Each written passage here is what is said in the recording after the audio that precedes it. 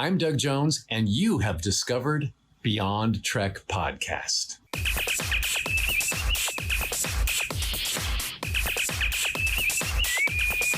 Red alert. Hey, listeners, welcome back to Beyond Trek Podcast. In the studio, I'm Dag. I got Big J with me and guest host Renzo. Hey, how you guys doing? We're good, Renzo. Thanks for joining in with us again for our recording. We're going to be talking about Star Trek Discovery, Season 3, Episode 3, People of Earth. So buckle in, get ready. We're going to have a lot of fun this morning, and it's early for you guys, I know. So that's there's nothing better than talking about Star Trek first thing in the morning, at least for me. Well, as a person of Earth, I feel like I have some authority on this episode, so it's important for us. Important to talk about it. And before we move forward, I just want to give everybody your spoiler alert. Spoiler alert. Spoiler alert. Spoiler alert. We are going to be doing a deep dive into this episode, so if you haven't seen it yet, too bad. We're going to break all the rules. Lots of spoilers. Yeah. So, well, and I think that goes without saying. If you have not seen the episode, you might not want to watch a episode review yet. So this episode I liked. I really like the tone and the pace of where the season is going so far, and with the mystery behind the burn and the fate of the Federation, and just kind of the fish out of water that is happening with the Discovery crew, because it really they're getting hit with these things that they were not expecting whatsoever.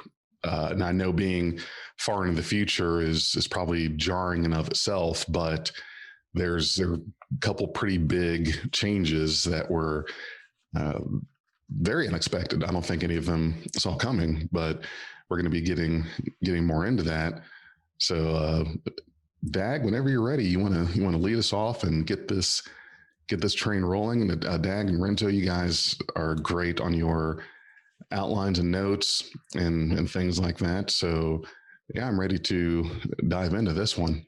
Well, it kicks off with Michael giving just sort of a breakdown of her last year. As we got in the last episode, it's been a year for Michael. She showed up and she has been working with Book for the last year to get information on what happened to Starfleet.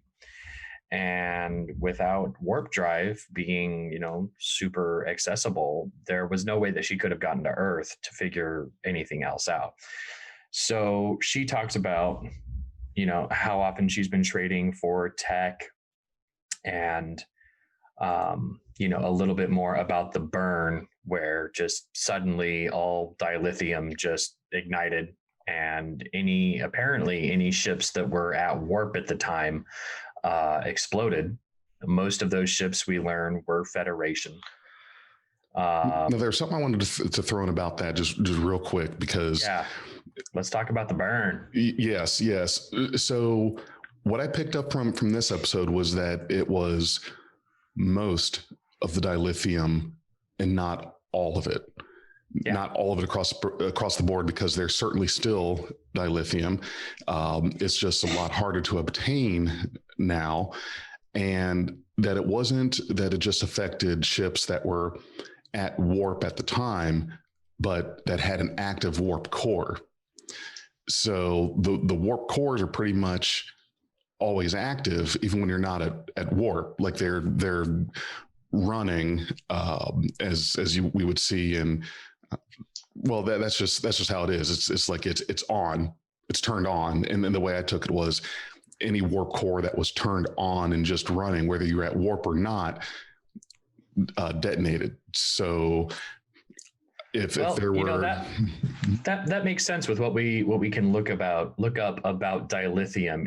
Dilithium isn't the power source, it's the flow regulator for the matter explosions that are the power source. And so without a regulator, obviously that antimatter has free reign. It would be kind of sad that there wasn't, a redundancy, as the late great Miles O'Brien talked about having triple redundancies on critical systems. There is no redundancy for your dilithium flow regulator for whatever purpose. Without dilithium doing its thing, you explode. Well, let's stop for a second, though, and think about what exactly a warp core is, right? Like a warp core is a flow of matter from one direction and antimatter from the other direction, and you've got the dilithium in the middle as a moderator, right? It works a lot like Chernobyl. You've got a graphite moderator in Chernobyl that keeps things from going boom, right? Here in warp cores, you've got dilithium as a moderator that keeps the explosion from blowing up the ship too. Now, the word that Michael uses is very specific. She uses it went inert. Cool. A moderator is generally speaking supposed to be an inert material. It's not supposed to interact with the two, right? But with dilithium, we get the idea that it's supposed to control the rate of explosions, hence the rate control that you mentioned, Dag. So I guess it stopped being able to do that for some reason. So I guess that means that either the flow of antimatter might have changed by whatever caused this, or maybe the flow of matter that they're using, whatever particles they're using is what went nuts. So for some reason, one of 3 ingredients may have changed that led to dilithium no longer being a suitable moderator. So I'm super suspicious about this. I'm super suspicious. First of all, just to talk about the meta of the burn. It's a plot device. There's a ton of other things out there that the fans have been like, we totally could have used Omega. We could have used some kind of rupture to subspace. We could have called back to that one episode where the destruction of subspace with warp travel was, hinted at as sort of a climate change allegory. But what I think the writers really wanted here was to maintain the mystery about whether or not this was a natural event or a targeted event. And to that end, I don't necessarily agree that all dilithium going inert at once is probably the best path for that. But if they'd gone with Omega, we would know it was an attack. Omega is just unnatural. That would be an attack. If they had gone with the subspace ecological crises, we would know that it was an ecological crisis. Keeping it with dilithium going inert helps us maintain the mystery. The other interesting thing here is that I suspect that it kind of was a one-time event because Discovery skipped over that moment in time and all of their dilithium is intact. So it's not like... We know that some Starfleet dilithium survived anyways too, right? We do know that some Starfleet dilithium, but in this episode, we see the dilithium hold on Discovery, and it's hard to say with what appears to be hundreds of crystals as backups that if the cause of this dilithium instability was still there, that all of that dilithium would have been just fine and totally not subject to whatever that is. Well, the thing that I wonder is it a previously unknown half-life of dilithium that took hundreds of years, or at that point, once it was discovered, it had already been on the shelf for 1,000 years, whether it were mined from the asteroids or natural sources wherever found it. So my thought is, was there a half-life threshold that was passed that did this, or was it a targeted event? And with Discovery, like Dag said, whether it was a half-life or a targeted event, either way, they passed over that. So, well, they passed over if it was a directed event, but if it were an issue of the half-life of dilithium, which I don't think that's it. But you would be right. Right. They passed over that, so they would still have. They've got dilithium that's 900 years younger than the rest of the dilithium in the universe. Yes, correct. The only problem I have with that is the fact that there is still dilithium and it is still used. It is still needed for warp travel. It's a lot more rare now. Now, the one thing that I do kind of have a little bit of trouble with is the fact that dilithium was the one thing that powered warp travel for the entire quadrant. Now, we know that the Romulans use the singularity core. So are they off somewhere still? Well, I mean, who knows what state they're in now, 900 plus years after their, or maybe about 800 years after their planet was I'm happy destroyed. to speculate on that. Yep. Same. I have detailed notes. Good. Well, they even mentioned it in the episode, right? They mentioned that Starfleet tried every alternative drive and they were unreliable or unsuitable, right? So, okay. Well, we know that the drive isn't really the issue. It's not a question of warp drives. It's a question of warp cores, right?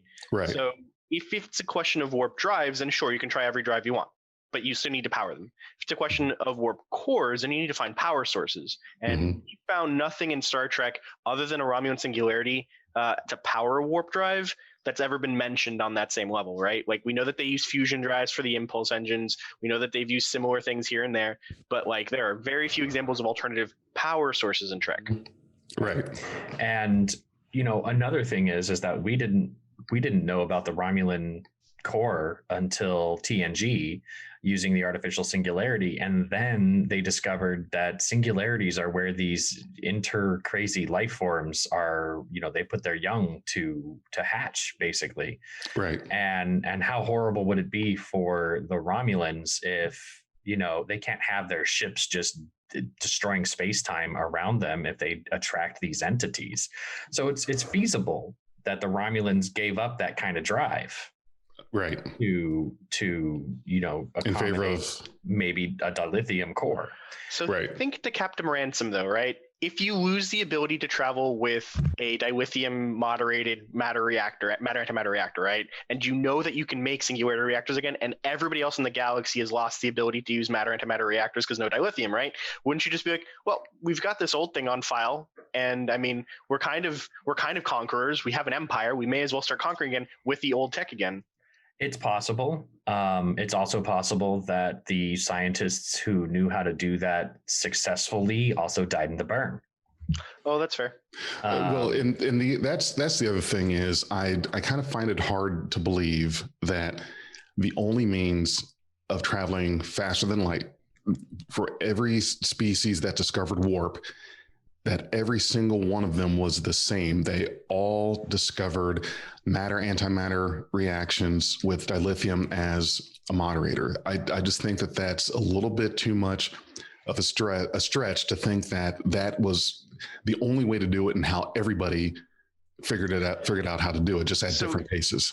There's an amazingly awful line from Andromeda, right? About how everybody's whining about how much they hate their slipstream drives. It's the equivalent that they have there. They all think that it's a crappy technology, but they all go, but it's the only one that exists. It's the only faster than light technology. It's the only way we have, right? In that setting, right? Here in Star Trek, we've seen 100 different varieties of FTL travel, right? And we've seen some that like kind of cheat. Transwarp beaming, for example, from the Star Trek Into Darkness movie, for example. But we also know that the Dominion's transporters have a light years range. So you could totally do Dominion beaming technology from planet to planet to planet. That would work just fine. The Sicarians had their trajector. That has nothing to do with warp of any kind. So there are definitely ways around this. There's Iconian gateways. Yeah, there's tons of them. There's a ton of ways to do that.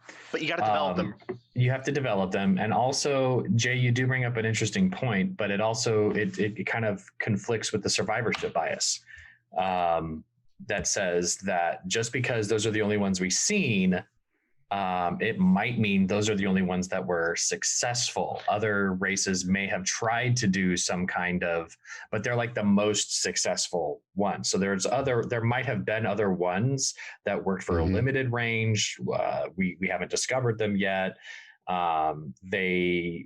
They worked, but then they didn't, or they just didn't work so well. They're just really good questions here, right? Yeah, this style of travel has been the most effective, is what we're seeing. And I thought I did read somewhere, but I can't recall where it was. I don't think it's canon. I don't believe I heard this in any episode, but this is one of those things that was hanging out there, whether it was in an online article or Memory Alpha or something, and it was that the Vulcans discovering that humans had achieved warp travel.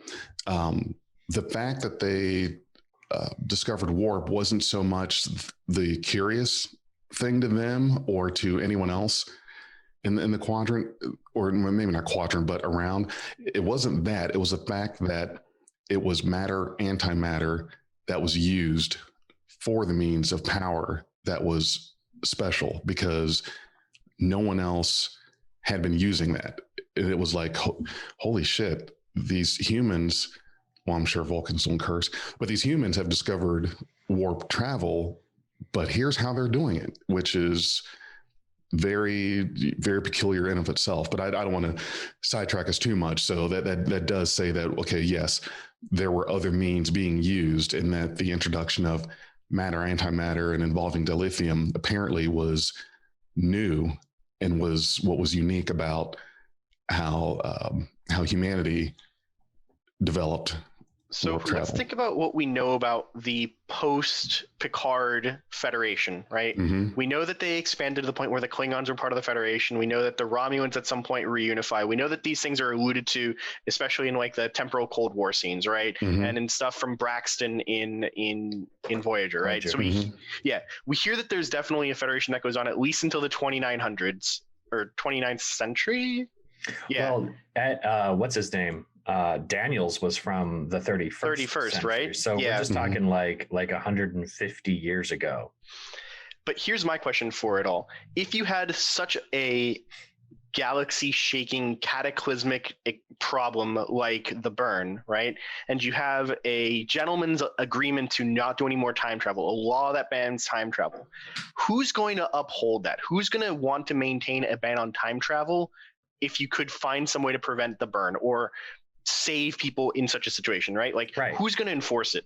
There has to be a good reason for it, and I'd love to know what that is. Well, and you bring up that really cool question that I had from, I think it was the first or the second episode, where they're talking about how like there's very few people left to enforce laws on endangered species. Who's going to enforce a time travel? Who's going to enforce it? Exactly, like 100% that. I'm going to do that thing where I say I want to circle back to Jay's question about like what do we know about the Romulans, and I just want to give you a little forward view. There's an episode coming up called Reunification 3. Or Unification Part 3, and TNG Unification 1, Unification 2, and it was all about the Romulans and the Vulcans working together or hoping they could work together. I think Unification 3 seals the deal. The Vulcans and the Romulans are together again. It's going to have something to do with the Romulan sun having gone supernova several hundred years ago. There's going to be reverence of Spock, which is going to be really good payoff for Michael. She's going to get to see that her brother's legacy has endured for almost a millennia. But we're going to get a sense of, and I think, and the trailer for at the end of this episode points to it, I think the Romulans and the Vulcans are the ones who are holding up the Federation. That'd be really cool. I didn't get that, but that seems really awesome. That would be cool. Okay, well, I think we've not covered much of a single scene of the episode. we hit the meat pretty quickly, which not that it's not important. It is. Well, that's how we go beyond. I like it. We get this really great shot of Michael, Renzo, you brought up the copy paste fleet exploding, which was Yeah, so that's the one thing that I really was uncomfortable about, like in the CGI aspect of this episode. Like otherwise, every ship scene was beautiful. They're actually taking some longer shots of Discovery, which is nice because we hadn't seen much of those in the past. But the scene there where it just shows all the ships just exploding together, I went at it for like 2 minutes on paint and was like, this one's the same as this one, this one's the same as that one, that one's the same as this one are the same. And it's just like, guys, it's lazy. The point you're trying to make is that lots of ships blew up. You didn't have to show 40 ships on the screen at one point when there are only 5 designs, right? Like just show one ship going boom. It shows the same thematic point. Well, but I think the artistic license was what was used here is that those ships weren't all really sitting there parked together. It was just a visual representation of this was what happened, because I totally get what you're saying, that one ship at warp exploding would have been enough to show what happened. However, is that good enough eye candy? Is that better than seeing a screenshot of 40 ships with 5 designs worth of 40 ships explode at once. That I like. One ship going kaboom would have been okay. So yes. So what was more impactful for you seeing the Battle of Wolf 359 from the scenes that we get here there where you just see ships going boom and boom and boom, or the opening of Star Trek 2009 where you see the Kelvin getting ripped apart, one ship by the Narada, and seeing people sucked out the walls when the thing's getting blown up, right? I think having one ship going through like a panic moment and people looking at the warp core and it just goes boom in their face is far more impactful and far more cinematic than just seeing 40 ships go poof. That is a very good point. I think they're very different. They were very different circumstances, though. I get what you're saying, but the point the episode was trying to make was a lot of ships went boom, and yes. I think Renzo's reinterpretation says here's the I don't want to say human because there's more than one species, but here's the personal element. It's all of these people at their consoles going wait, and then boom, and yes. and get that emotional, holy crap, the dilithium just stopped regulating, kaboom moment where the engineer doesn't even have time to tap their comm badge to tell the captain. Especially in a show, or rather a franchise that recently has gotten a lot of criticism for copy pasting fleets, right? The ending for season 2 of Discovery, the ending for Picard. Yeah. There's been a lot of criticism about this. They should have avoided this a bit better. And here's another way they could have done it, Big J. If you really wanted to see like it from like a scale standpoint, show me a ship exploding inside of space dock. Show me another ship going off inside a space dock, multiple ships blowing up a space station from the inside that way. Then you see ships on the outside going up at the same time, like a zoom out shot of that. Oh, man. That would have been awesome. The opening scene to Star Trek First Contact, but with ship exploding inside of a station instead of zooming out of a Borg hive. Well, there were when that happened, when the burn happened, there were thousands of ships lost in an instant. And you're right. How do you convey that scale? Do you do it with one ship at warp, or do you do it with a screen full of ships, just using an artistic license to convey what happened? And I get what you're saying in regards to the Battle of Wolf 359 or the opening of Star Trek 2009 with the attack on the Kelvin. Is that it was just very different. You're talking about, I think, 2 very different scales of battle and circumstance. And now we're talking about an event, something that had never happened before. And that is thousands of ships, millions of lives lost in an instant. And there's not a ton of ways, I think, to really show that and convey that. And do you go for the emotional impact of focusing on that one ship when it happened, or do you go to the let's make it look good and just have a bunch on a screen? I don't know. I'm not saying that was it'd be a bad call either way. It's just there's not a good way to convey that scale. I don't think so. It's like, okay, you just pick one. Yeah, scale is always hard to depict, especially that's something that every sci-fi show and every sci-fi universe has trouble expanding, right? It's scale. Like when Michael tells Detmer how many died, millions. Okay, well, all right, let's be realistic. It's probably more. It's probably hundreds of millions. Yes. Especially when you're thinking about a galaxy-wide thing. Yes. Because the galaxy is huge. We're just talking about the dilithium that was in starships. Was this a refined dilithium problem, or are there planets out there that literally exploded because dilithium on their world? If it went inert rather than like it exploded, then I don't know if it's going to really matter there. Yeah. No. But I had the same fear. I had the same fear on the first episode. Remember when Book was saying it exploded or whatever, right? I was like, well, what about the Hulkans? Because their entire Hulkans, their entire planet had like a crystal core of dilithium. Right. So like they'd be gone. So it's definitely something. And again, we have to assume that everybody here is an unreliable narrator because after the explosion, there was no time to figure it out. We didn't have the luxury of security here. We had to scramble for what was ours. Earth left the Federation. They even stopped protecting the whole solar system. Right. In this episode. Like, it's incredible. It's quickly divert all your resources to protecting your home planets. good luck to all of you. Godspeed, and you're on your own. You know, we could definitely do just a full episode talking about the what ifs of the burn. But I do want to move forward because there's some other cool stuff in the beginning here that I really like. I like the time progression that it shows through not just Burnham's hair, but in the sequence where she's like not giving up on discovery. You can see in the background of her cabin, it starts out with just an empty bed rack, bare walls, and just some storage containers. And as her hair gets longer, she gets a blanket. There's a shelf with some accoutrement on it.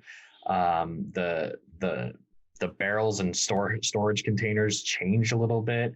And then when she has her final look, her braids, there's wall designs and things are more organized, and her attitude is hardened visibly. Her facial expression is much more, I know my place, but it's also that hardened attitude of somebody who's kind of given up. And as she says later, she did kind of give up on discovery. When you have to live that fast lifestyle, you don't really have time to be sentimental anymore. Right. This is like we're back to kind of a futuristic Wild Wild West where Firefly. Right. I'm with you there. We're in a Firefly type environment now, and she has to live a life. I'm not saying move on with life per se, but there's no time to just kind of sit around waiting because things are fast paced. There's pirates or just there's a lot going on that she needs to pay attention to in the there and now. And yes, looking for discovery and hoping it comes around is important, but things have to move on. She's got to find this information, got to be a smuggler and do the trading or whatever. You've got to start. You have to insert yourself into the time and have your job, your purpose, or whatnot. Just because the circumstances don't dictate being able to sit in a hotel room or a house or whatever and just having your pet projects. It's not like that. So yes, she had to get herself involved with the pace and the lifestyle of what it is like now being in this time. Yeah, I'm with you. I think that it's a very healthy thing to show that she's growing up a little, that she's moving on with her life a little, that she's developing friendships and relationships. All good stuff. Really liked the scene. There was even a neat moment where when she starts explaining what she'd been doing, where it tells them, or she explains through that she'd been a courier, and a courier. And she goes, yeah, we traded just to get by, just so I can keep exploring. And that's cool. It's cool that she's found like essentially a profession for the last year that she could actually enjoy. She had her own ship because the ship that she was in was not Book's ship in that scene. And she's out doing work. So overall, I really, really liked the opening montage and the opening scenes for it. So yeah, kudos there. And also remember that Saru's experience with couriers hadn't been so good. So to learn that, the would-be captain of Discovery had been living this courier life, the sort of shady double dealing from Saru's perspective, abusive position, that would really surprise him. But it also opens the world up for him to understand that not all couriers are Zara. Right. That's true. And the interaction that they had on the bridge just with Burnham, seeing all of her friends that she hadn't seen in a year, and for them they haven't seen her in a couple days. So another thing where time travel screws with you like that. And the talk that her and Saru had about an item for discussion that we needed to come back around to regarding the center chair. And I was very proud of Burnham and what she did here, in that it is hey, look, listen, it's you. You got this crew here. You're the one for the chair. I think that past year for her kind of took her off the path where being the captain of Discovery no longer made sense for her. And it was with the mission that she gave herself, with finding out what's happened and what's going on. She is more of she needs to be able to do her thing and not be tied to the chair. So it became a lot less, it made a lot less sense now for her to claim the captaincy. It made a lot more sense for Saru. And I'm glad that was not a headbutting fight. It wasn't a Kirk usurping Decker from the center chair kind of thing. He did the same to Spock, but it was you're the best suited for it.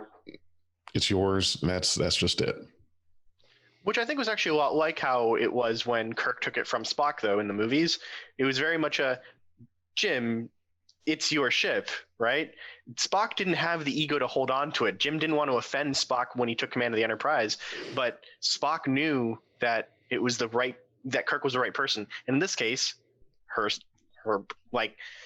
Michael came to the same realization, right? Maybe it's a family trait to realize that they should not be the ones commanding. Right, because Spock said he was, as a training vessel, he was content to command. But going into a situation like that, it's, hey, Jim, it's you. It was perfect. Yeah. I also really liked the motherly angle that we see from the mirror Philippa Georgiou. Like she's got these moments where she is like, you can tell that she really wants to be expressive with her emotions, but she's reserved. Like when all the crew are hugging Michael when she beams aboard, she's at the door watching, right? You know that the character cares deeply about Michael, but she still can't show it. And that is a flaw of her character. But you see that like there are moments that she expresses admiration and pride for Michael's hardening over the last year. Yes. It's really cool seeing that relationship grow. And I think I know I'm falling in love with Space Hitler by saying this, but I actually think she's going to be one of my favorite characters on the show. I think she's going to be an incredible asset for Discovery here. She points out in the previous episode, this kind of lifestyle is her territory. Yes. And this is her bread and butter. Yeah, there's going to be moments for her to show that these Terran Empire things are valuable here in this time. You don't have. Hope she doesn't find any Kelpians to eat while here. Oh God! Boy. Why did you have to? Every time I get that image out of my head, one of you brings it up again. She's lawful evil. Okay, but consider the laws of where she's from. Yeah, but she wrote the laws, so anything she wants is then legal. Well, okay, so let's say she's neutral evil and she uses people as a vessel to get what she wants, and when they don't serve her anymore, she can toss them aside. Sounds pretty chaotic to me. If you're a D&D listener, drop a comment with what you think mirror Philippa Georgiou's alignment is. I'd like to see that. Can I take a moment to sidestep and talk about Burnham's braids? Sure. And what a cool thing that is. I was listening to, again, my second favorite Star Trek podcast, The Pod Directive, hosted by Tawny Newsome from Lower Decks and Paul F. Tompkins. And there was an episode where they had a round table of Black women, Black actresses. And it was just the four of them, Tawny, Michelle Hurd, Kendra James. I don't remember the fourth person who was on that one off the top of my head, because this is just like in my head right now. But Michelle Hurd had really cool things to say about, and it opened my eyes because this is not an experience that I've ever had. And it was just really cool to hear her experience as a Black actress trying to get roles, and you get this role and then you sit down in the makeup chair and the person who's doing your hair has no idea what they're doing, because your hair is not the Caucasian or Asian standard. And some people are cringing because you're just pulling the comb and the brush through your hair and they don't know how to take care of this hair.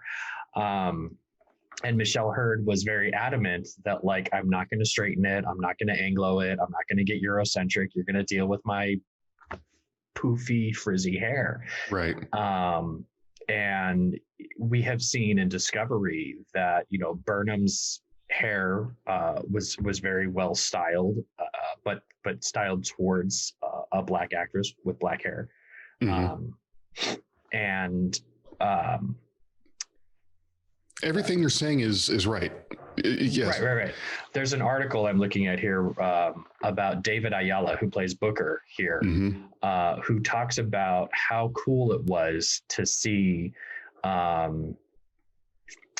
Soniqua with braids being a long-standing cultural tradition in Black communities around the world. He says, I have to say, I just love how Michael Burnham has got her beautiful braids. It was one of the best looks and I wasn't expecting it. I love it. He goes on to say it suits her so well. And there is a quote down here where he talks about to be able to have their hair freely and to not be policed by people's insecurities or prejudice. I think that is such a powerful, powerful thing. And that just brought me right back to that roundtable that was held on the pod directive.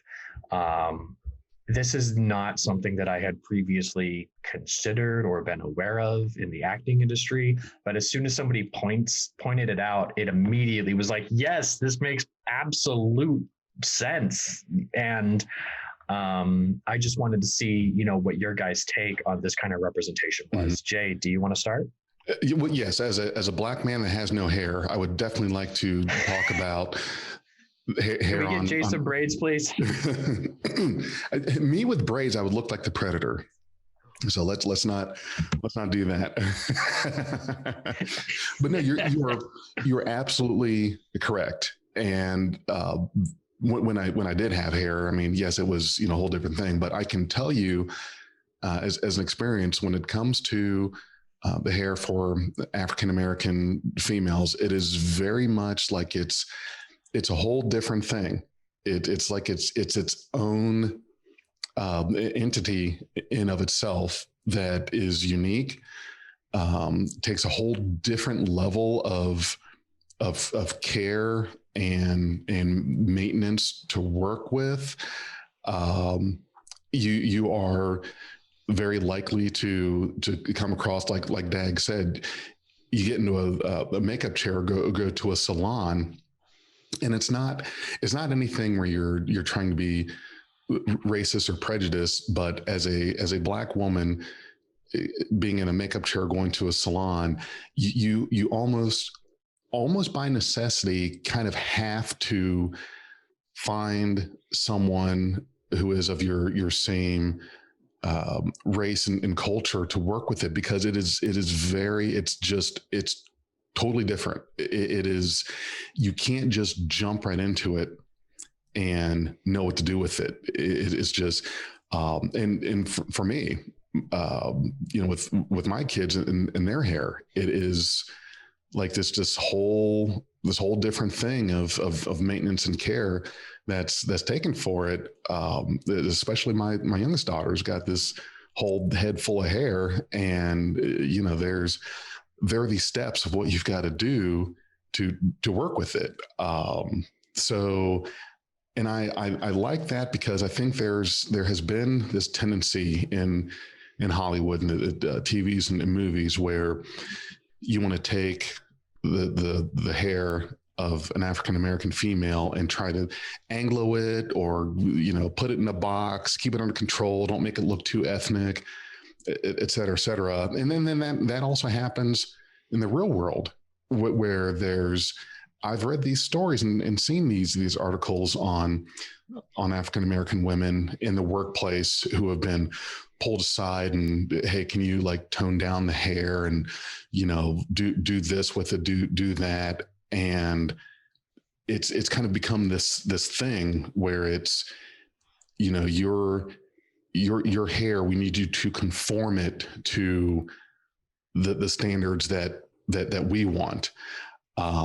So to see these actresses being able to actually show and utilize and convey a very natural hairstyle for them is great. I like Michael's hair and her look a lot more now than I did say, Discovery season 1, or even parts of season 2. I just wasn't a fan of that look. And I'm not saying that was a conformist or an Anglo look. Sure, that was another very well accepted variation of African American hair, whether male or female.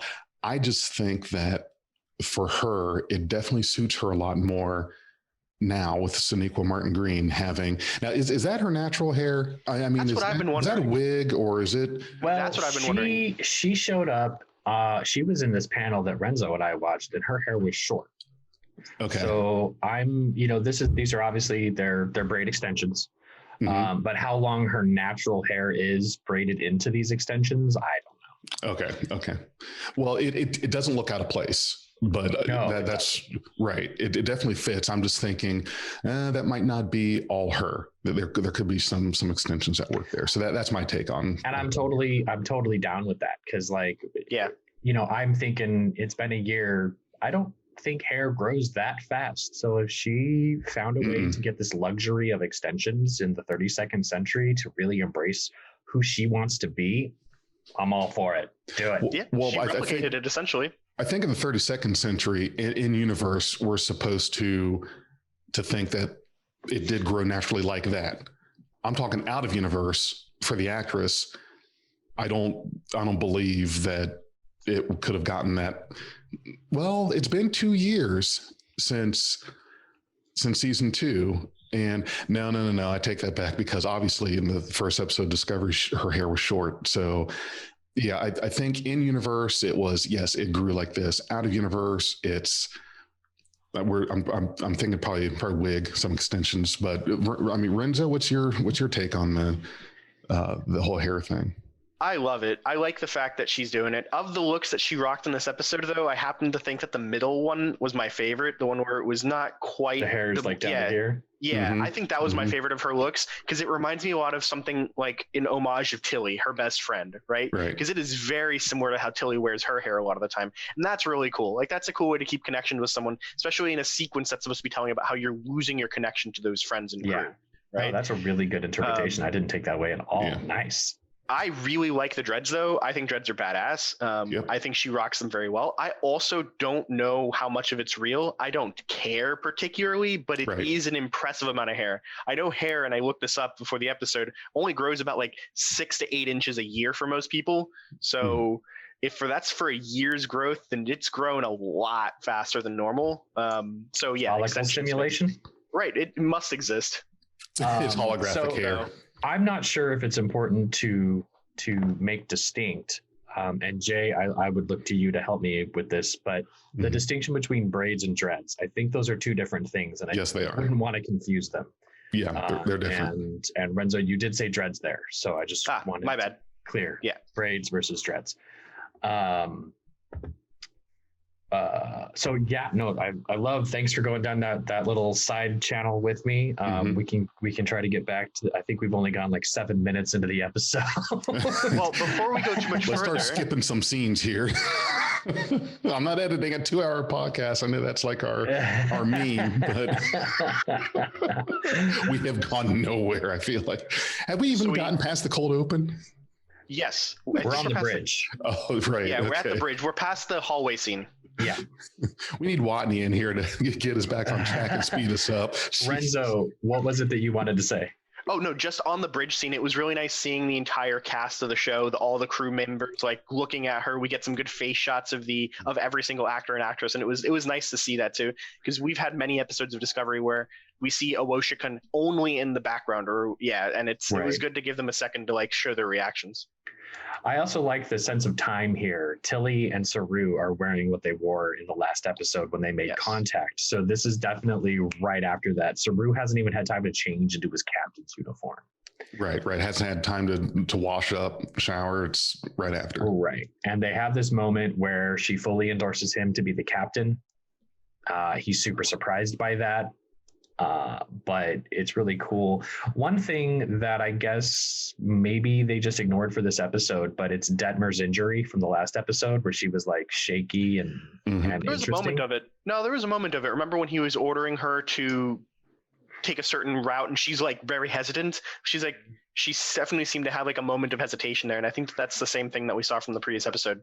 Cool. Maybe there just wasn't enough time to give it enough focus in it because there was a lot that happened. But I'm glad that carried through. I missed it, but good.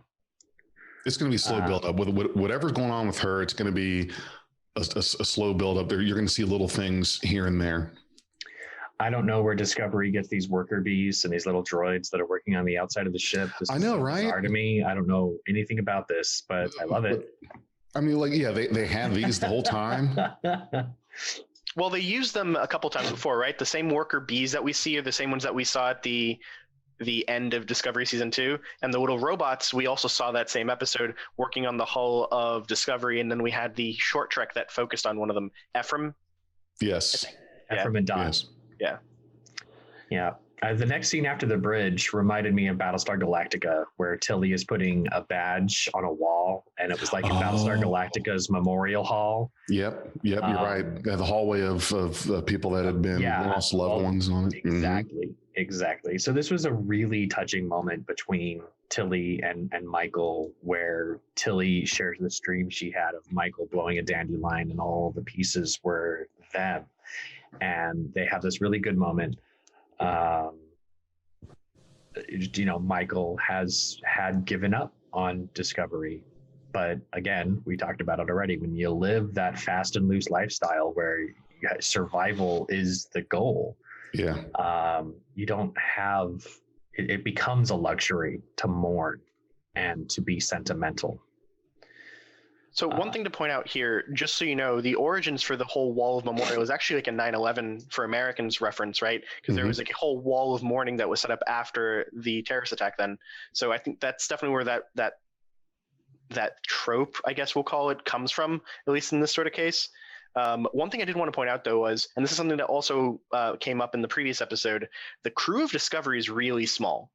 Right, like we're used to the Enterprise under Kirk, which had a crew of like 400. Under Pike, it had 200. The Enterprise D had a crew of nearly 1,000. Right, like this ship only has 88 people on it total. That's a small crew. That's every single person on your ship kind of crew. Oh yeah. That's everybody's name. Probably where they came from, and you've probably chit chatted with them a few times, and you can probably think back to it. So and when you've got 24 badges hanging up on this wall, that's a family. Yes. Exactly yes. It. When you start with a crew of 88 and you lose 24 like that, I mean that hits hard, real hard. I think they're down to 88. Yeah, I think it's that. Yeah. But still, down to 88. Okay. Then if we just assume that sum is the number of people that were on Discovery that they've lost in the battle to get to the future, and then maybe in recent fights, that's less than the number of people that I'm going to try to invite to my wedding. So. Right. Yeah. Wow. That's a packed wedding full of people right there, especially now during this pandemic.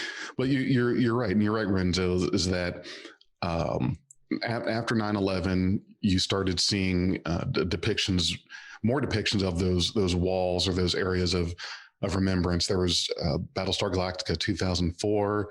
You saw it in Batman vs. Superman. They had a lot of that. I mean, we've had the Vietnam Memorial, which is a wall of remembrance. Right. So this might be an intrinsically cultural thing by now. Avengers. True. They had those memorials as well. Right. So yeah, we're definitely seeing that a lot more. And this is a first for Star Trek to incorporate that and use that. Actually, think back, DS9, the episode where they're going over the war dead from the Dominion War and they read out the names and they look through it. They actually did it then too, sort of. Not the same, but that's also pretty close, yeah? That's the 24th century version of a casualty list in my head. Yeah. Right. That was a casualty list. Not a memorial thing. They could have done more. And I think Ira would have done that if they tried that. Yeah, we're not talking candles and flowers and badges. But yeah, you're right. Yeah. Okay, so then the next scene we have is the scene where Book beams aboard the Discovery, and his first reaction is, "You're not Detmer. You're not." What was the other name? It was Detmer or Tilly. Tilly, yes. You're not Detmer. You're not Tilly. Yeah. Which I thought was great. I think that Book's actor is fantastic, and I think he played off of Philip Bourgeois' actress very well in that scene too. David Ajala. I still want to know why he's named after a city in Ohio. A joke that they make in the episode. 31st century. Yes, they make in the episode, because I want to get to that. I definitely I hope that they go somewhere with that, because you cannot tell me that just happens to be a common name. And I don't know. Yeah, I just Section think 31 assigned hilarious. to wait for somebody. Yeah. Okay. I do want to just make a call back to the last scene where Tilly and Michael shared that connection. I really do appreciate that Star Trek is starting to show the vulnerable moments as well as the celebrated moments. We haven't had a lot of moments where characters have been free to break down with each other and to not immediately pan away. You know, the last moment I can really remember is when Troy lost her powers and cried into the arms of William Riker. Yes. And the only other time I've seen somebody really be sad about it is the last time Worf trashed Vic's bar after Jadzia died. Well, Picard in Generations, when he lost his brother and his nephew. Very true. Very true. The episode The Sound of Her Voice in Deep Space Nine is also a good example of it, when they realize that she's actually dead and they've been talking to like a subspace ghost of her, essentially. Yeah. That's a good one too. But you're right. There's enough to count on one hand. Yeah, it's very limited. One thing to point out, though, in as far as like color scheme changes, the first season of Discovery was very dark. Looking down the hallways were very dark, and that was kind of a metaphor, and it's also something that made practical sense when we find out that Lorca doesn't like light. Cool. Right. Fine. The second season was very cramped feeling. All the shots were trying to essentially like narrow people into corners when they were shooting things in the hallways. But the scenes that we've seen so far of season 3, they've brightened it up. It's blue, and they keep doing wide shots of hallways, and that's very nice. That's closer to the Star Trek feel from previous shows. Yeah, and it's nice how lighting can set not just a mood but a narrative for a series. Book and Giorgio have this exchange. There's some respect from Book as well. Obviously, Michael's been talking his ear off about the entire crew. To the point where he can just recognize them by behaviorism. That's powerful. Yeah. Yep. And Michelle Yeoh does a great job in that scene. So, and so does David Ayala.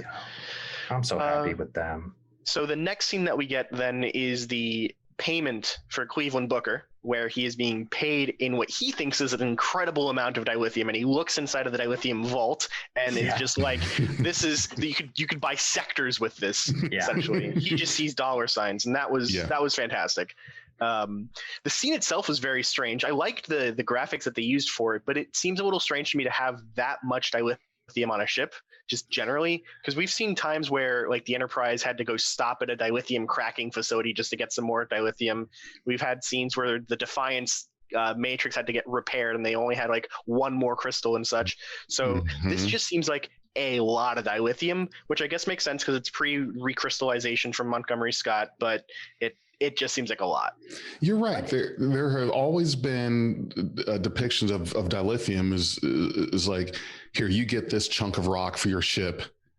Be careful with it. That's all you get. You don't have a stockpile. You don't have a closet full of this stuff to just, cut little pieces off of and things like that. And that's a bit of continuity that I'm curious as to why they went there. Why do they have this big, the freaking Scrooge McDuck size vault of? The only explanation for it that I could think of was that because it's a science ship and they're testing out drive systems, right? Maybe they were doing this in the sense of like, well, maybe the spore drive will need dilithium, so here's dilithium, so you feed your tardigrades dilithium or something like that. So okay. I have another sense of speculation there. What if the Crossfield class as a science vessel is more of a rehabilitation for the model? What if the Crossfield class was a carrier and a support ship? It's giant. It's got this massive shuttle bay. What if the Crossfield class had initially been designed to, be a shuttlecraft carrier and a support ship for other better, faster, stronger ships?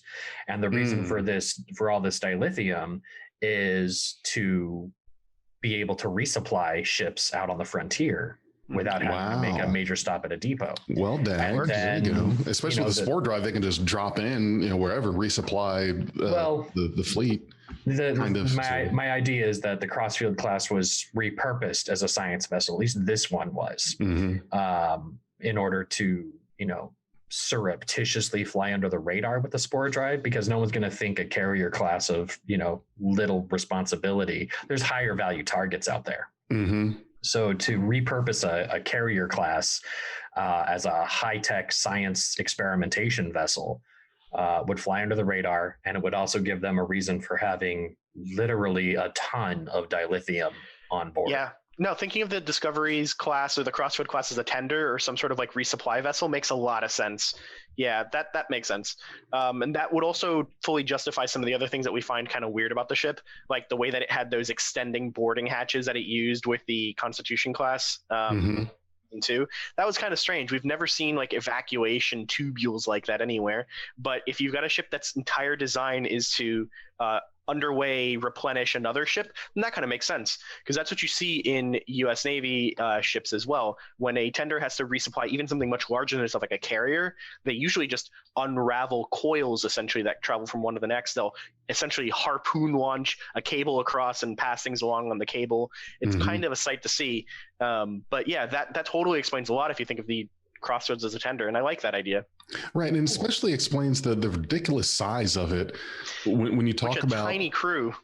Yeah, well, and when you talk about just the size of ships in the 2250s like that, before, we always kind of took the Constitution class as being that next standard bar setting size of a ship, and suddenly we're introduced to this thing that's about the length of a Galaxy class vessel in the because I think the Discovery, if you count it from front of saucer to the back warp nacelle, it's about as long as it was either the Sovereign class or Galaxy class. I mean, it's like ridiculous the size of this compared to what we had been used to seeing in that time frame. So having it having been a support carrier, okay, that makes sense, especially with the ridiculous cavernous turbo lift system. You can move troops. You can give troops relief. You can ferry large amounts of diplomatic delegations. Yeah. You can carry equipment and fighters. So look at the design on the thing, right? Like the secondary hull, the engineering hull, is this gigantic empty space, right? We've seen a few bits of it. There's cavernous, like the mycelial forest is in one of them, but there is so much extra space that they're just not using for a crew of 88, right? So think of that whole thing as being storage for additional probes, additional supply vehicles, additional shuttle components. Their nacelles are massive, so that's why the thing is so long. Yeah, that's a good explanation for a lot of the things about the Crossfield class. So. Okay. Let's hope none of their enemies find out there's only 88 people on that ship, because if you could beam into an empty cargo bay and just start stripping it and nobody would ever know. who would beam into a ship to take it over like that? Who would just beam over? That's just crazy. Borg. Or the United Federation or United Earth Forces too. So Oh man. Okay. So we need to move into that quick, because there's words to be spoken. We know after this that Book cloaks his shuttle and they dock in the ship. Talk about a tight squeeze, though. It did look a little tight. Yeah. But they're cloaking the dilithium because they know that there's going to be raiders, and whoop, there it is.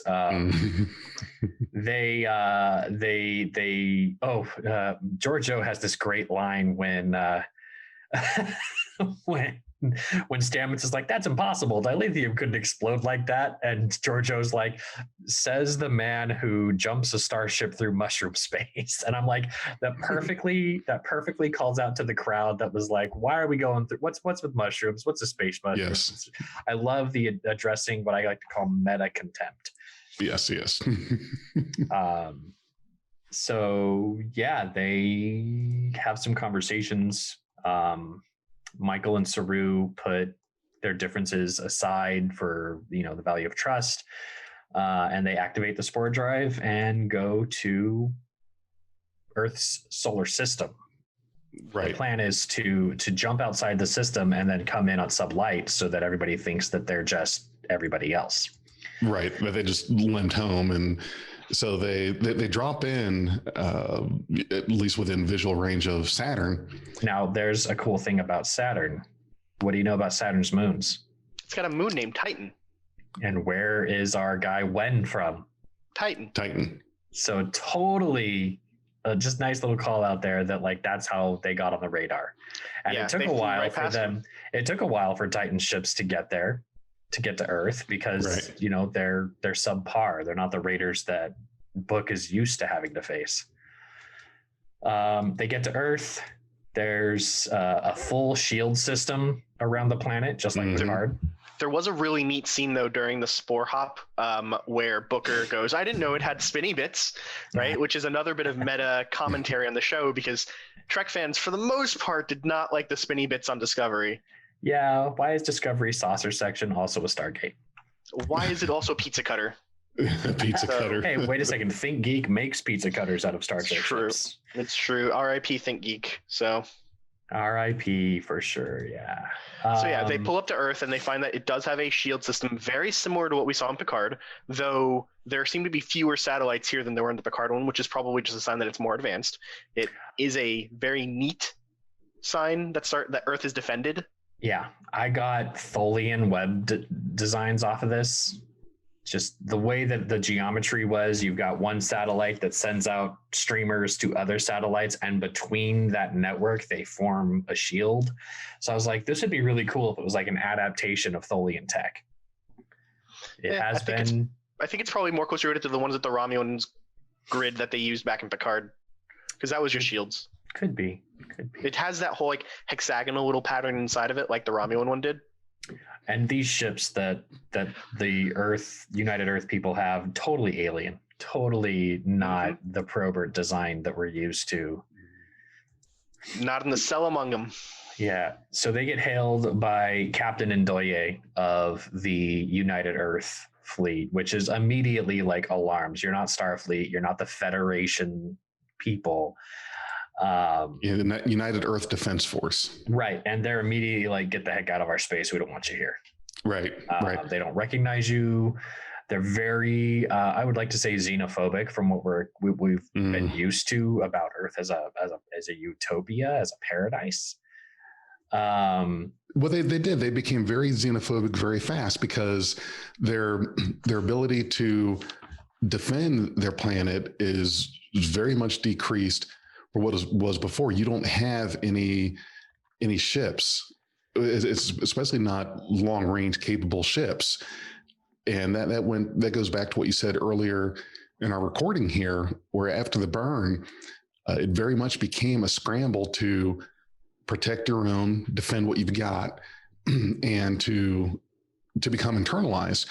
And that's because you know that, excuse me, all of these dangers that were in space before, and at least you had some means of somewhat adequate defense. We won't count the Dominion dropping into Earth and, kicking Starfleet's ass there for, during that invasion, during the Dominion War, but you don't really have that much of a response now because you don't have these warp capable ships. And it doesn't seem like ship production was even still it looked like it wasn't a priority anymore. And so, right. So yeah, anyone comes around, you're not welcome.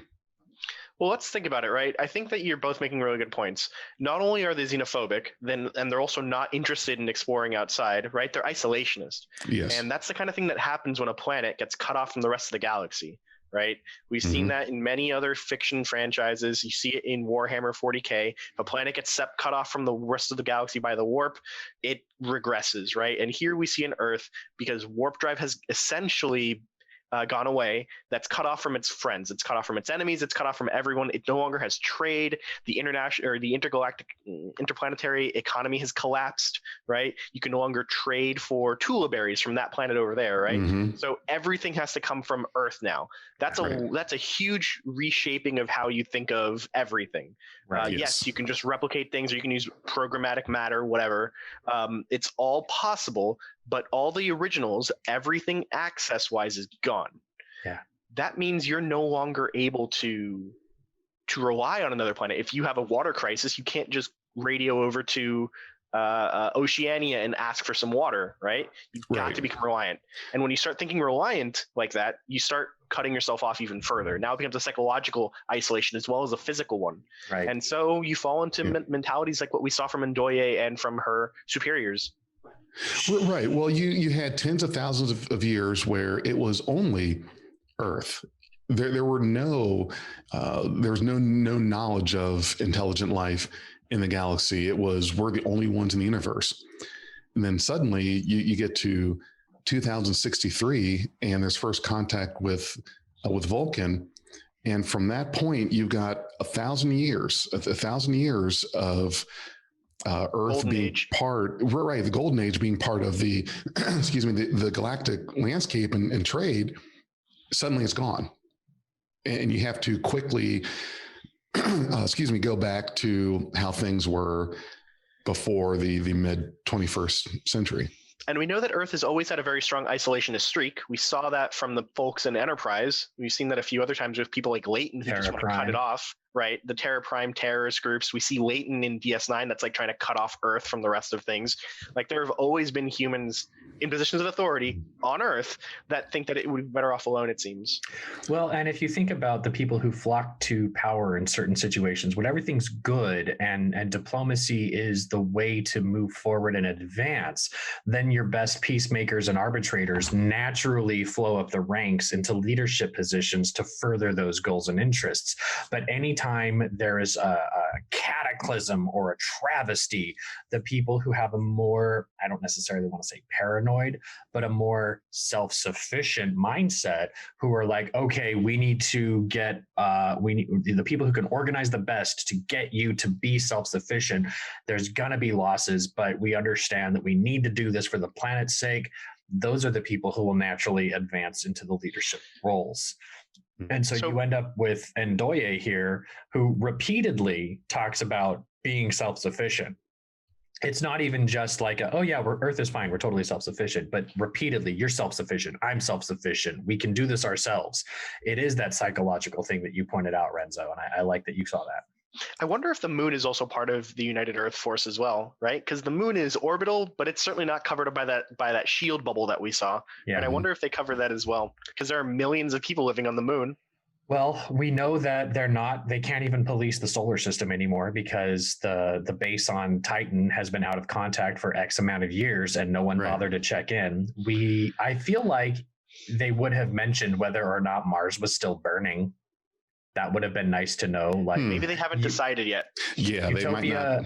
No, but I mean, even if to discover the extent of the burn, it feels like somebody could have said something like, I'm not detecting Utopia Planitia on Mars. Like that was a base. And that could be to them another thing of the burn, but also we know why that happened. Mm-hmm. So that would have been really interesting. In the fact it's also 800 years, not 800. It's also like 600 years after the synth uprising. So maybe they've already rebuilt everything, right? Maybe it is back. Or it's just a memorial now, and they decided never to go back. But anyway, questions continuing that can be answered later. Yeah. Right. Earth reverted to the United Earth government, which we heard from pre-Federation on Enterprise. And it made me wonder, like, we have been watching Star Trek through the eyes of this galactic federation, and the leadership roles that we have seen are representative of the Federation. But we also know that each individual planet has its own global government. Yes. And we get to meet a lot of these government leaders. We got to meet, the Kai and what was Shakar's role? as the leader of minister. Bajor, right? First minister. And we do know that each planet has its own global government, and that makes me think like the United Earth government has always been a thing. It's persisted throughout the Federation. It governs the affairs of Earth. And while we have a Starfleet headquarters on Earth, where the president also is headquartered on Earth for the Federation, he is that person, not necessarily he, but the Federation president is responsible for the affairs of the Federation, whereas the United Earth government was responsible for the affairs internal to Earth. Correct. And that's a discussion that happens in the scene too, right? Like, well, where's Starfleet Command? Oh, well, it was too dangerous to have them here. So that's definitely something that they moved. They realized, they put it somewhere else. Right. For all we know. And the thing that I think in this reminded us is that Starfleet is not Earth's military. Starfleet is the military of the Federation. Now, when the Federation first started, you did have Starfleet, yes, and Starfleet was Earth-centric because that's where that started.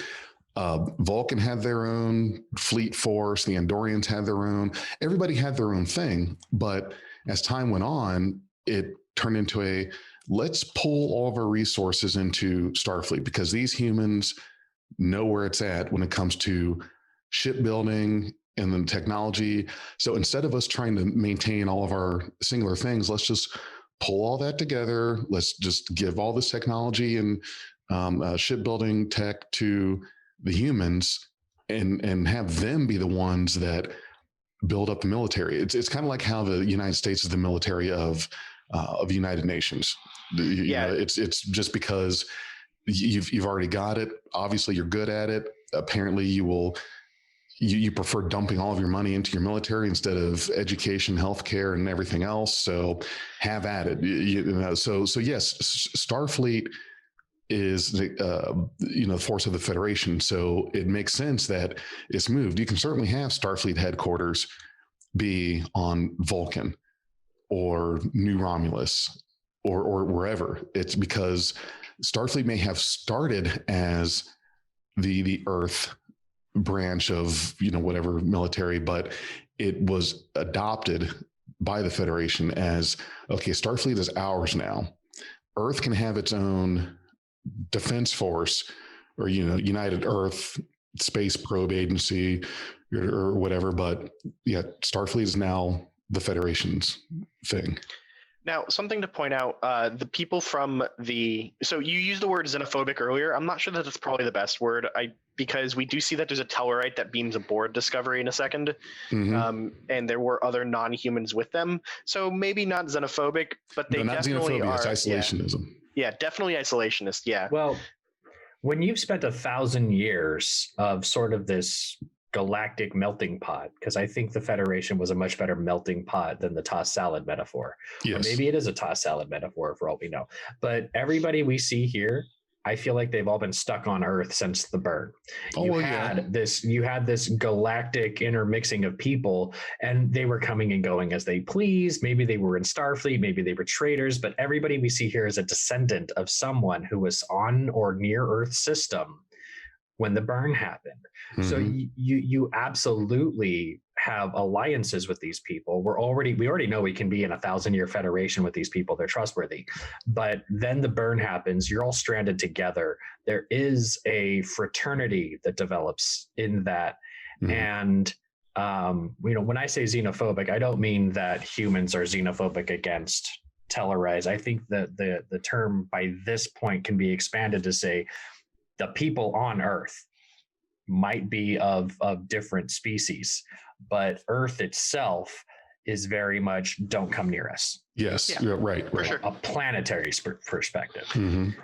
So then we have this really cool scene where the inspectors, even though the shields are up, just kind of like appear everywhere. A view screen, how quaint. And this is how we get introduced to Adira, who immediately just starts dissecting the engineering section, knows everything about it.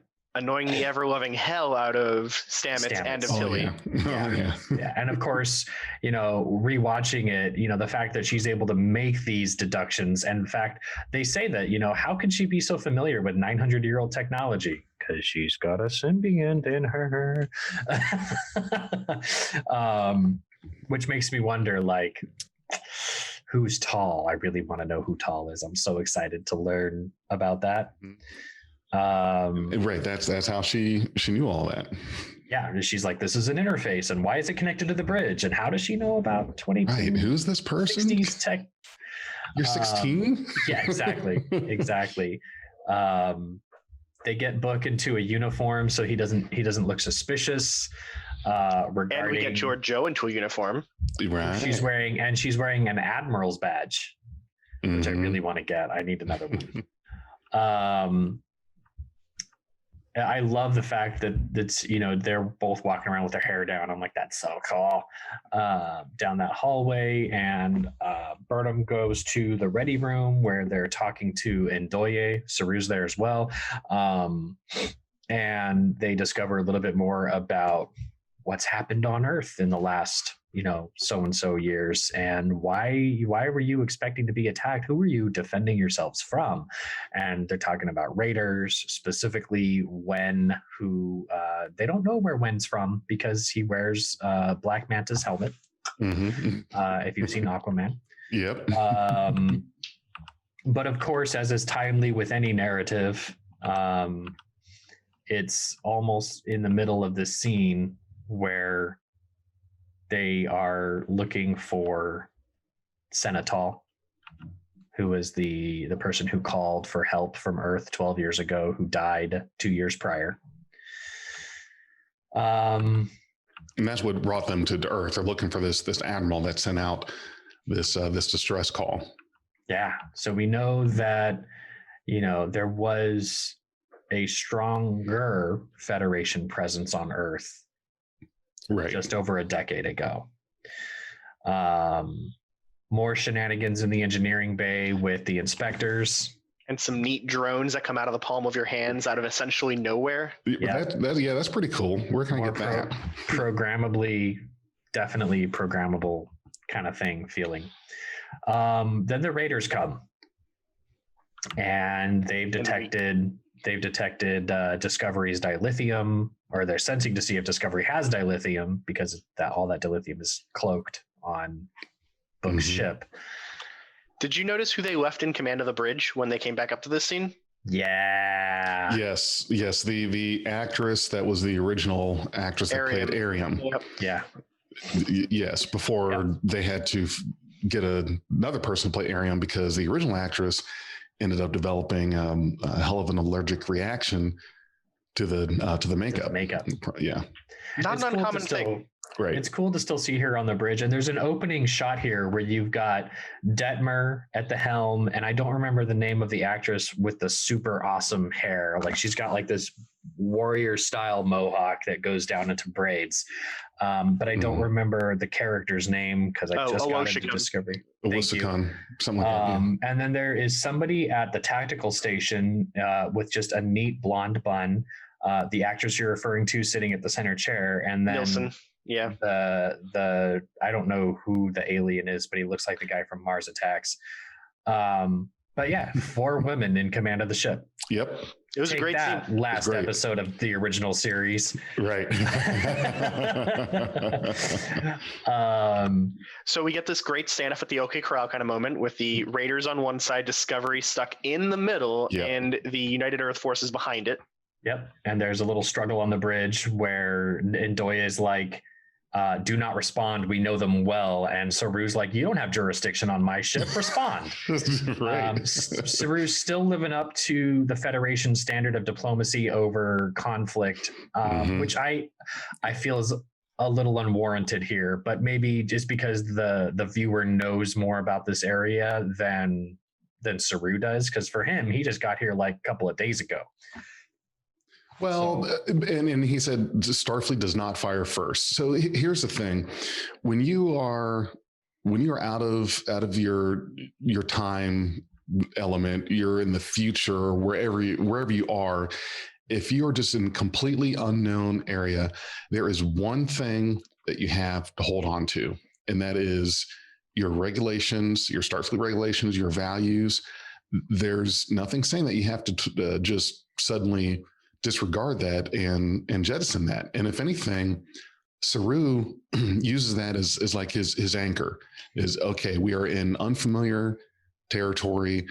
What the hell's going on all around here? But that's all a question for later. Right now, we know that we still have our values as Starfleet officers, and we don't need to just dump those off immediately. So he still follows those values because that is still there. That is still familiar to him and his crew. So there's been a lot of hay made on the internet recently about how the third season of Discovery is like a reboot, a soft reboot of the show, how they're essentially starting over. And I think all of it's bunk. And I think that this scene is a really good example as to why I think it's bunk. The first episode of Discovery was about the Vulcan hello, and about how when you're meeting a new race for the first time and you think that they might be hostile, you should do what the Vulcans did and just open up with everything, right? Like that was kind of the lesson that Sarek tried to teach Michael in that first episode. That was just for the Klingons, though. Right. For the Klingons. Right. Okay. Right. Here we've got another situation where you've got Saru, who was there for that instance, and where it probably would have been helpful to use the Vulcan hello. Here you've got another situation where you're being told these are dangerous people, just start shooting. They're bad guys. And his immediate reaction is, forget that. We've learned that isn't really the good way to do things. Let's talk. Right? It's a continuation of a lot of character growth for a lot of characters there. We don't see Michael pushing to start shooting either, even though she's got only a year more experience than Saru does in this place. So I think that the growth that you can see from Discovery Season 1 in these characters to Discovery Season 3 is enough of a reason to ignore any claims that this is a soft reboot. The characters have grown.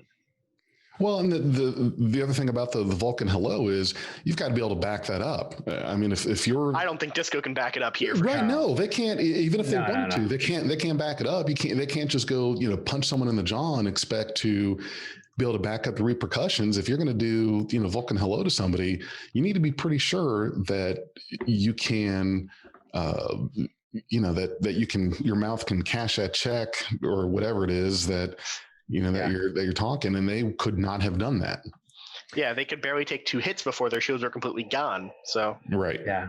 So in this confrontation, Michael books it down to the mess hall to get Book to say, let's do the thing we did at Donatu 7. Book goes and gets a drink. She says, that's synthahol. He puts it back, and he's like, well, at least I'll be sober. Maybe this will work this time. Donatu 7 is a reference to the Donatu system, on which Donatu 5, there was a battle that has been referenced in TOS, Discovery, TNG, and DS9. So the Donatu system is in Klingon space near Station K7. I knew that name was familiar. It's a very interesting place for them to be in terms of this. So it does sort of point out that the Klingon Empire is also smaller than what we might expect. They haven't run into any Klingons yet. It would be really funny if they ran into Klingons and they were TNG Klingons and they're like, what? We can only hope. Please don't go there yet. Can we have a season with no Klingon look controversy? So one cool thing was the commentary that we'd gotten when the Raiders did pull up just before they left was they've got these advanced phasers. They're targeting us. Their ships look run down, is what Michael says to Book, right? Like these aren't the Raiders that we're used to. So you know that at the very least, like even the most run down Raider ships still outgun Discovery by like a mile, which makes perfect sense considering 900 years of technology advance. The lamest machine gun would still take out bows and arrows. Right. Yeah. I heard this. I heard this thing. This was a long while back.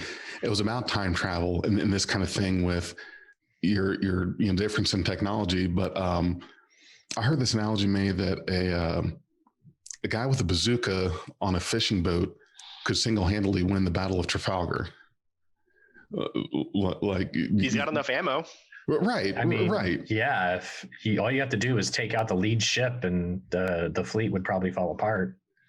Right. Exactly. So yes, even the smallest ship is 900 years going to be able to outgun Discovery. And that was the other thing was, so Discovery ended up taking 2 quantum torpedoes to the face and survive that. No, I don't know that I really bought that. I mean, I know, of course, you're not going to destroy the ship. You got to have a show, but still, it took out their shields right away and blew a large portion of the bridge. Exploding console, just for old time's sake. Torpedoes after 700 years, though. Well, did they say that those are quantum torpedoes? They said they're quantum torpedoes. They said that there were quantum torpedoes, but we didn't know what they shot there were. Did they? Quantum torpedoes. So Book said Earth has quantum torpedoes locked. Yes. Right. In that scene. Okay, so why do what I'm saying is they could have another blue particle weapon that looks kind of like a quantum torpedo, but we don't necessarily know that these were. They were. The look of them and everything. It was. What do you think, viewers? Are these quantum torpedoes or something else? Let us know in the comments. Well, you're right. Would they not have had transphasic torpedoes, because that technology was brought back by Transphasic requires a chronoton variance, and my guess is with the time travel ban, weapons of a chronoton nature not allowed. Yep. Okay. Good catch. So yeah, Book and Michael exit Discovery with Discovery's dilithium in tow, and we get that I don't know 0.68 seconds of hesitation where we're like, is Michael doing this? This is the year of crazy for Michael? But no, of course not. But yeah, Giorgio is the one who pulls out the Sun Tzu here, and she's like, Saru, sit down, shut up. She doesn't say that, but she basically tells him, you are the immovable object. Yes. And she's the unstoppable force. Yep. Right. They obviously have something up their sleeve, and if you keep meddling, you're going to mess up the entire plan.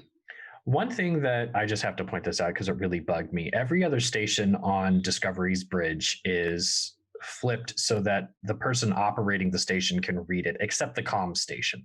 Why is the comm station readable from my side of the screen when the guy who's operating the station should be the one who can read what the displays are saying? It's just, I don't know if it's a special effects flub or if there might be a reason for the captain to be able to look over at the comm station and to be able to read what's happening there. I think it's just that double side glass or view where if you're sitting at the station, it's normal.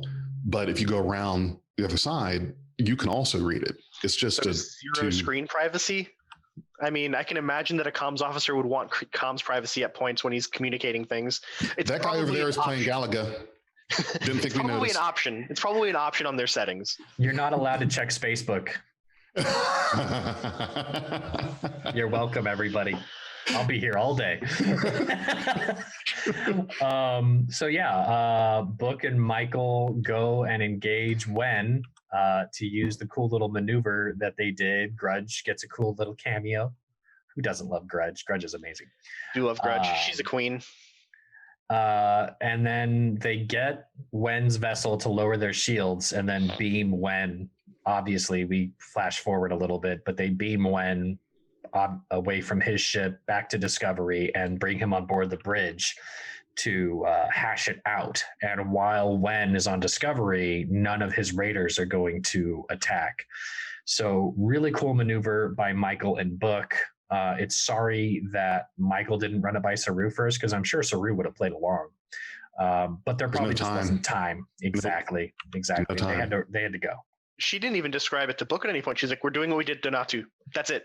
Like, don't discuss the plan. No time. We just got to go. Well, Michael and Book at Donatu, so saith the Temerians. Well, there's that shorthand.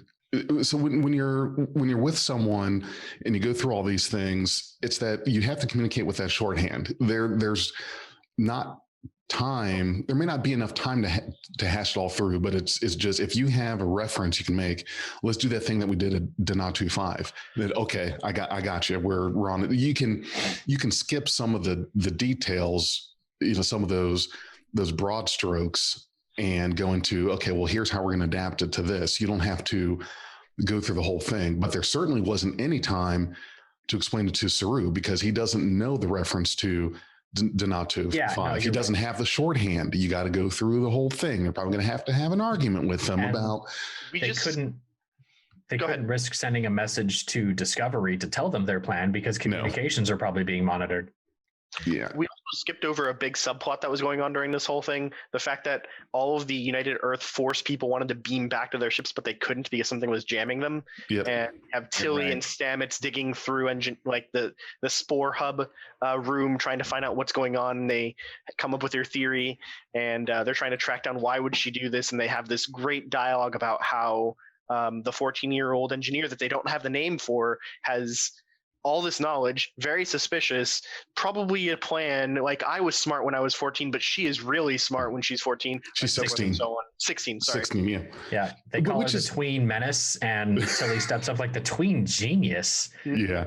I took some notes on that. It's like knowledge of a 900-year-old starship, which to me means the tall is at least a millennia old. Stranded on Earth after the burn. The precedent of Riker and Odan allows for human joining with Trill symbionts. I am interested to see more about how they depict a Trill NB. Is Adira NB because of the symbiont, or it was Adira? It would be better if Adira was NB and happened to have a Trill symbiont. I feel like don't do the thing they did with Jadzia, where Jadzia's wavering roles could be explained away by the symbiont. Instead, Adira is a whole person to themselves and happens to have a symbiont. Are you saying NB? NB, non-binary. NB. Oh, okay. I'm sorry. The letter N and B. Okay. To be fair, though, we haven't had any explanation of the character yet in universe. All we've heard about Adira being non-binary has been outside of the universe, commentary and such. So let's see how they reveal it before we come up with any sort of theories for it, I think. And there's an article about it. There's an article that talks about how this character's arc. We'll talk about that. I'm curious to know what that arc is.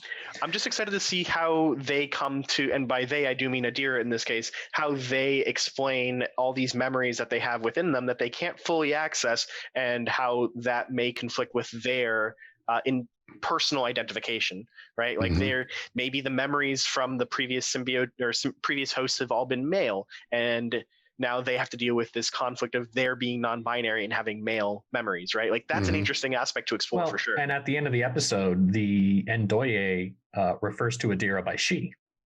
True. So they're currently using she/her pronouns, and they may move towards a more neutral pronoun as the season progresses. Are we moving forward to negotiations? Yes. Yes, please, Lord. Let's pick up the pace. No, I just want to make sure everybody has said what they want to say. I know we hold on to points in our heads and we're like, oh, there's silence. I want to speak up in here. But they bring Black Manta to the ready room where he's like, we don't want to talk about you. And he says something here that's very interesting. Actually, he says it when he's talking to Book and Michael on Book's ship. He says, Earth hangs everyone out to dry. And if you're listening to that, you sort of get the sense that it's personal. Like, this guy isn't some alien opportunist. He's somebody who is a bit more intimately familiar with Earth and what happened there. And the fact that Earth is a hop, skip, and a jump away from Titan, that's really upsetting to me. But, maybe we'll learn more about that as well. Right. I mean, it seems like Ndoye was upset about it too, though. As soon as Giorgio does the mask off moment and pulls off the helmet, and she realizes that, wait, you're human. And then they go through the backstory of Titan's processing plants, so their communications equipment all broke down. Right. Ndoye looks upset. She doesn't look upset because she didn't kill him. She looks upset because I didn't know. Like we've been fighting this and we could have been helping you. Right. Good. But he also says the first ship they sent back to Earth destroyed. Right.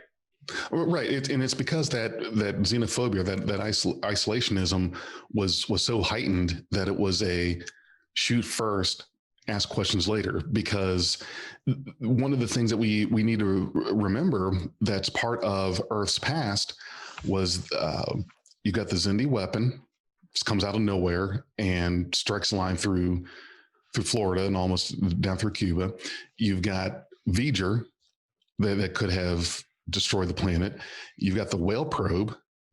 You have the Dominion strike on Starfleet headquarters. So there have been Cuba. They've got it. Right, They've gotten hit the hard. Borg twice.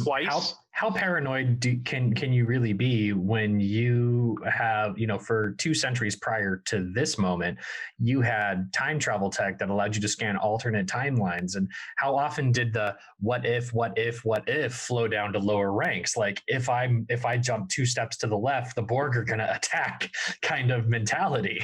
Right. Well, there's just this heightened sense of danger in these near misses that Earth has experienced, and apparently through these temporal wars, I mean, what you were always a step away from somebody traveling in Earth's past and swirling their finger in the goo that was supposed to be the start of life, and then poof, you're done. No, right. So basically, when you have all these near misses, and you've got the people that could travel back in a time into the past of your planet or do whatever, I can see that. I can see where even a single ship coming in, we're not taking any chances, because Earth's history has been on the brink of destruction so many times, and we lost Mars to the sense, that was burned. Yeah, I can see where there's just a very itchy trigger finger. And the question I have with this scene in the ready room is, how did Georgiou know? I mean, what told her, you know what, screw this, too much talking. This guy's wearing a helmet. I couldn't tell that was a helmet. Why would I think that was? And that he wasn't. Thought it was a helmet. I thought it was a helmet. I did. Okay. I was kind of expecting that twist. I don't know. I've seen enough sci-fi that I'm like, you've seen enough Star Trek to know. I've seen enough sci-fi, honestly, to be like, big helmet. They seem like they're talking through a vocoder thing. They're humans. That's the twist. It's always the twist. So that was what I expected. Well. But if you want to make a more in-universe justification, we know that Georgiou is really good at reading body language, and the dude is walking a certain way. Maybe she can tell from the way he's moving and just kind of goes, meh. Human, rip it off. Gee, Gotcha. I don't know. Maybe the transporter logs that show that the person they beamed aboard was a human. She wasn't near the transporter, though. If anybody would have been, it would have been Book and Michael. I think it was just her instinct. I think everybody would have had some idea that this was a human. Should have. It was probably like, what's the worst that can happen when I tug on this guy's helmet and find out it's his actual head? Okay. So I pulled on his head. No big deal. I was wrong. So yeah, you're right. It's very much what is there to lose here? I'm just gonna, diplomacy takes too long, and she's right. She has such great lines this season. Bureaucracy is the death of fun. Yes. Like diplomacy takes too long. Like she's just gotten some great quippy one-liners. Yeah. Like Captain America, the computer is going too slow for me. So the conclusion of this scene, Saru very proudly asks them both if they're ready to talk, and they say they are. And I think that's really cool, because it does represent at least one win for a ship that is trying to sort of make it its mission to revive the Federation. And so it was a very Star Trek moment to work through a misunderstanding. Yeah. And to come. And it was. Go ahead. And to come to the table and work out that misunderstanding. Very, very much a Star Trek moment. It also felt like a moment of TOS meets Scooby-Doo. Where in TOS, the original series always had these, miners going up against the rules and regulations and stuff like that. And so here you have a guy who literally looks like he was ripped out of a coal mine, wearing a mask. And he shows up and they take the mask off, and it wasn't a monster after all. It was just the guy down the street, almost literally your next door neighbor.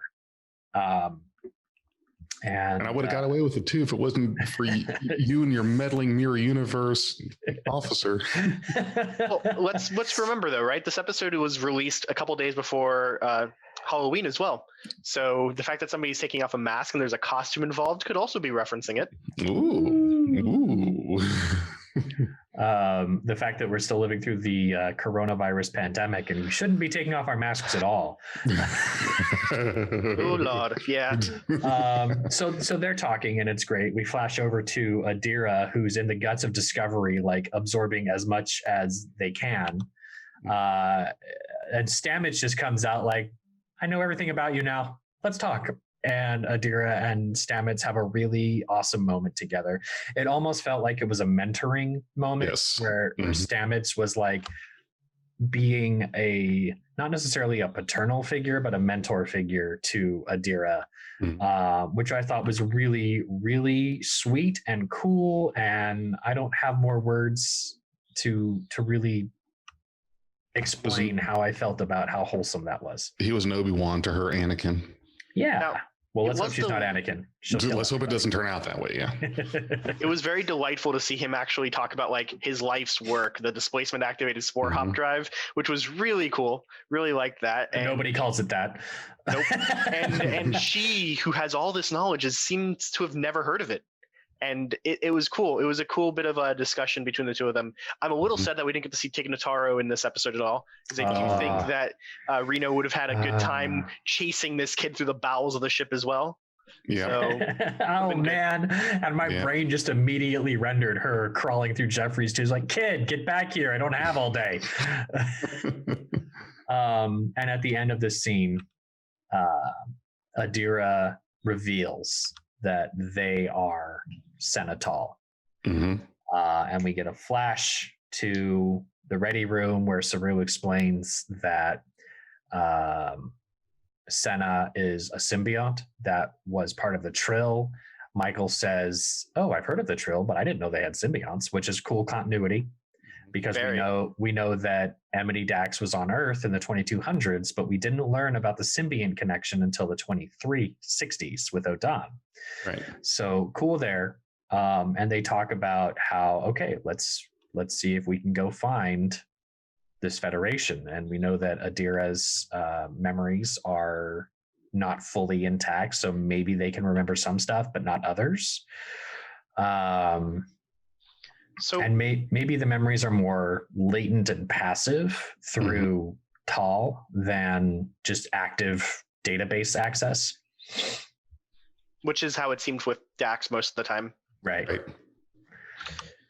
Cool. And we get a piece between Wen and Ndoye, where they agree to help each other out again, which was great. I really like that. It changes the whole conflict when you realize we are fighting against our own people. Yeah. I think one of the big gaps in continuity here is at the beginning of the episode, Ndoye said Discovery doesn't match any of the ships that they're familiar with. But if they've been being raided by raiders from Titan, wouldn't those ships be recognizable as Titan mining ships or something? I mean, unless Titan had the wherewithal to like steal other ships that came to the area. It just is interesting. Titan was to a me. research base, remember? It wasn't so much mining, it was a research base. So research bases might have commerce, they might have people visiting them, they might have people from other worlds that were there when the burn happened. So it's not so much about it might have been from another kingdom or empire or something. Yeah. Well, and the other thing was Discovery was pretty much redacted from Starfleet records.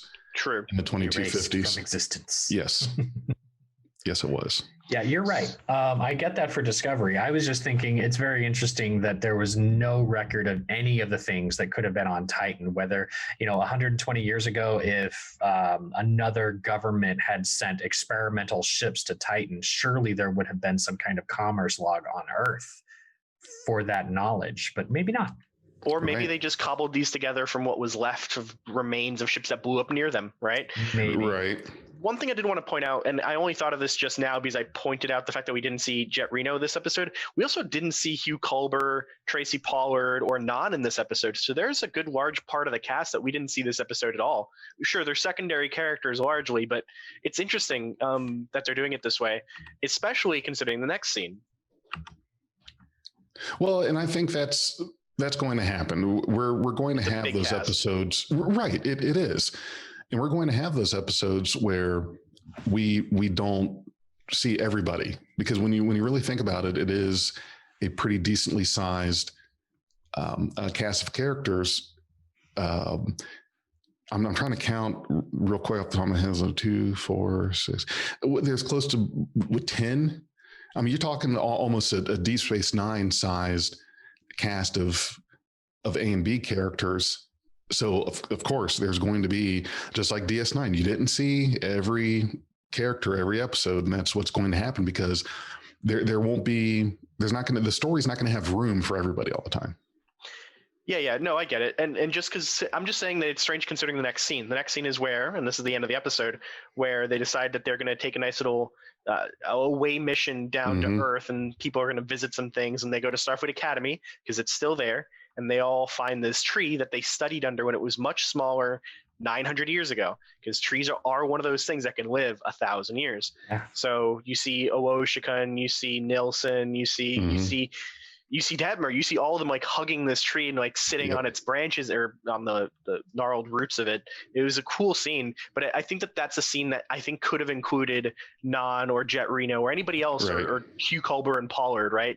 So, but yeah, I agree with you. I don't expect to see every character every episode, but for that scene, I think it would have been fitting to have them. I like to think this is Boothby's tree, the one we've been hearing about since Discovery and TNG, where they've studied under the generations of our beloved characters have studied, or maybe even Picard carved something in this tree, and that's, because he talks about that. He got busted by Boothby for carving in a little heart or something, JL plus someone on this tree. I was ready to see a holographic Boothby. Well, no, that part. Holographic Ray Walston deep fake. Are we ready for closing thoughts? I love the last scene here. We've got the Golden Gate Bridge. It's still standing. It is that moment of hope. Maybe it's a little stretch to be like, wow, that bridge is 1,000 years old, but it's probably also Theseus's bridge. They've replaced every piece of it. Yeah. There are solar panels running along the bridge there. I think that's a great callback, because in other episodes that have featured the Golden Gate Bridge, we have seen solar panel arrays. So very cool there. Overall, I thought this episode sort of marked a turning point in the feel of the show, and maybe it's just a nice little Nepenthe type episode where it's a feel good, and then we're going to go right back into spooky drama. Correct.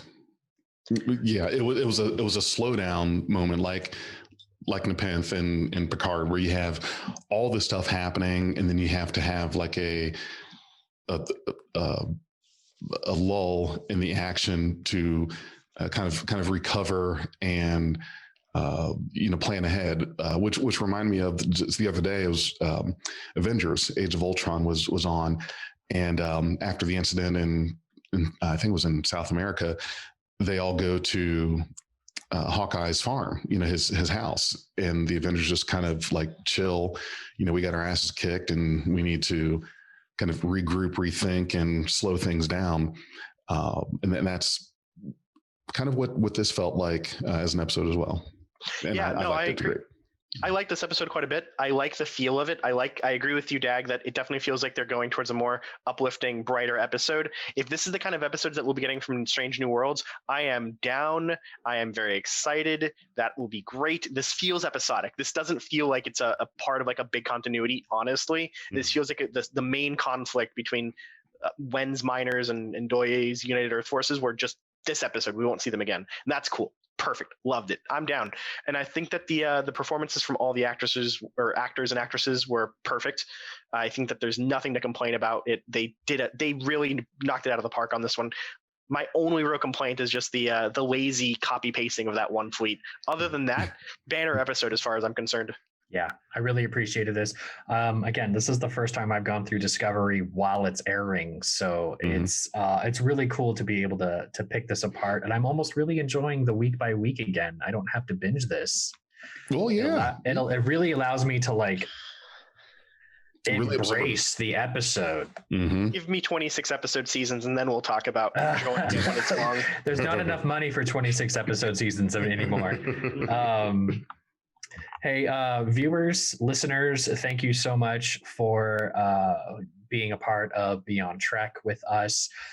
We've got some special shout outs to Stephanie Baker, who is an Anchor and Patreon subscriber, and Jim Cook, who's an Anchor subscriber.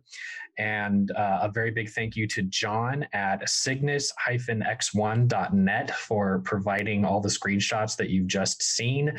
If you are listening to us, we do have the same episode available on YouTube so that you can see some of the visuals that we've been discussing this episode. If you want to hang out with us, check us out on Twitter at Beyond Trek Pod. Check us out at we have a Patreon. We have Facebook, Beyond Trek Productions. So yeah, give us some love, and we'll give it right back. And John, if you're listening, thank you so much for the screen caps and the work that you do. Our production quite literally has revolved around your screen caps and has made the value a whole lot better. There have been times where it's we can't record yet. We don't have the screen captures, and we're anxiously waiting for those. So yes, it has definitely added value to us, and thank you for doing that, and keep doing that. And we're hoping to get him on, do an episode review with us at some point here. So that would be great. So. Yeah, we're always remember the cake is eternal. Now I'm hungry. We are Beyond Trek Podcast. Lower your inhibitions and surrender your years. We will add inspirational and hilarious Trek content to your day. Your attention will adapt to subscribe to us. Resistance is futile.